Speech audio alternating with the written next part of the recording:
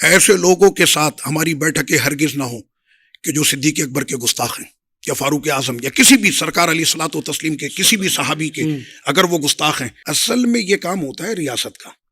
جی ہاں ریاست کا کام ہوتا ہے یہ کہ جب ایک عقیدہ واضح ہو چکا ہے کہ یہ اہل سنت و جماعت کا عقیدہ ہے تو ختم ہو گئی اس پر بات.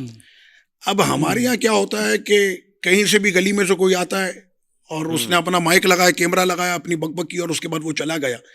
اچھا دوسرا مسئلہ یہ ہے کہ ہمارے یہاں چیک اینڈ بیلنس تو کوئی ہے نہیں, ریاست اس پر کوئی گرفت کرنے نہیں آتی. اس میں سب سے بڑی مصیبت یہ ہوتی ہے کہ ہمارے یہاں کلین چٹ بھی بہت جلدی ملتی ہے. اللہ یہ بہت بڑا ہمارے یہاں مسئلہ ہے. میں نے کہا ذرا دو چار جو ہے وہ طبیعت سے اس کے اوپر جو ہے گرفت کی جائے. بالکل. اچھا ریاست نہیں کرتی, اکابر علماء کریں اس کی گرفت, یعنی پورا پاکستان اور پوری سنیت دنیا کے اندر اس کا بائیکاٹ کر دے. بالکل صحیح. کہ اس شخص نے صحابی کی شان میں گستاخی کی. ہمارے یہاں کلین چٹ دے دی جاتی ہے, اس نے کہا بھائی بند کمرے کے اندر اس نے توبہ کر لی اور اس کے بعد اس کو معافی نامہ دے دیا جاتا ہے.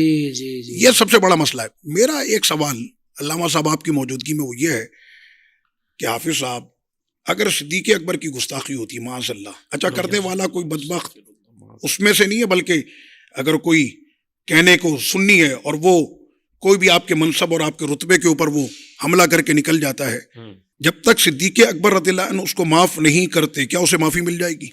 یعنی گستاخی تو صدیق اکبر رضی اللہ عنہ کی ہوئی ہے نا, تو کلین چٹ دینے والے ہم اور آپ کون ہوتے ہیں؟ ہم لوگ کون ہوتے ہیں؟ اچھا ایک مسئلہ یہاں پہ میں عرض کروں کہ ملک شام میں آپ کو پتا ہے کہ وہاں پر تقریباً 70-80% جو ہے وہ آبادی بھی ہماری, علماء بھی ہمارے, ادارے بھی ہمارے, وہ سارا.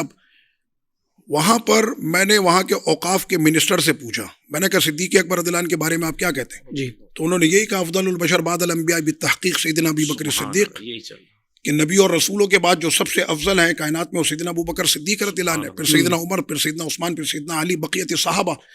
تو انہوں نے اسی طرح سے کہا. تو میں نے کہا کہ حضرت یہ جو کوئی ایک نئی تحقیق آ جاتی ہے کہنا کیوں اب دین دوبارہ سے آ رہا ہے کیا؟ جو باتیں ماضی کے اندر ہو گئی اور اسلاف نے جو قاعدے قوانین مرتب کر دیے ہیں تو کیا اس کو بدل دیا جائے گا؟ اللہ. اصل مسئلہ یہ ہوتا ہے کہ یہ ریاست کا بھی بہت بڑا اس میں ذمہ ہے. اگر گستاخ وہ نبی کا ہے, اگر وہ گستاخ اہل بیت کا ہے, اگر وہ گستاخ کسی صحابی کا اور بالخصوص صدیق اکبر رضی اللہ عنہ کا ہے, تو اس پر لازم ہے کہ ایسی مضبوطی کے ساتھ, اگر نہیں ہے تو پھر علماء اکرام اس کے اوپر کوئی ایسی کوئی کمیٹی, کوئی ایسا جو ہے اس پر ادارہ قائم ہو کہ جو سنیوں کے اندر ایسے لوگوں کی مضبوطی سے گرفت کرے. قسم سے اگر یہ کام ہونا شروع ہو گیا اور پکڑ اور دھکڑ اس کے اوپر ہونے لگ گئی اور کلین چٹیں دینا بند ہو گئی, اور ایسے لوگوں کے ساتھ ہماری بیٹھکیں ہرگز نہ ہوں کہ جو صدیق اکبر کے گستاخ ہیں یا فاروق اعظم یا کسی بھی سرکار علیہ الصلوۃ والتسلیم کے کسی بھی صحابی کے اگر وہ گستاخ ہیں, تو ایک مرتبہ ایک آرڈر دے دیا جائے کہ اب اس کا بائیکاٹ ہے اور کوئی بھی اس کے ساتھ نہیں بیٹھے گا.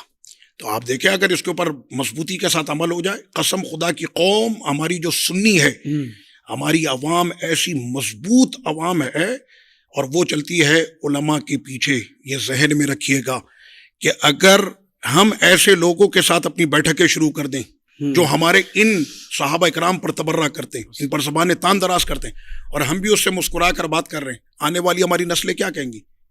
یار کوئی ایسا مسئلہ نہیں ہے, چھوٹا سا مسئلہ ہے, یہی تو یہ بھی تو بیٹھتے ہیں سارے, یہی تو مسئلہ ہے. تو یہ ان چیزوں کے اوپر کنٹرول جب تک نہیں ہوگا تو اس وقت تک یہ معاملات سیٹ نہیں ہو سکتے, سدھر نہیں سکتے.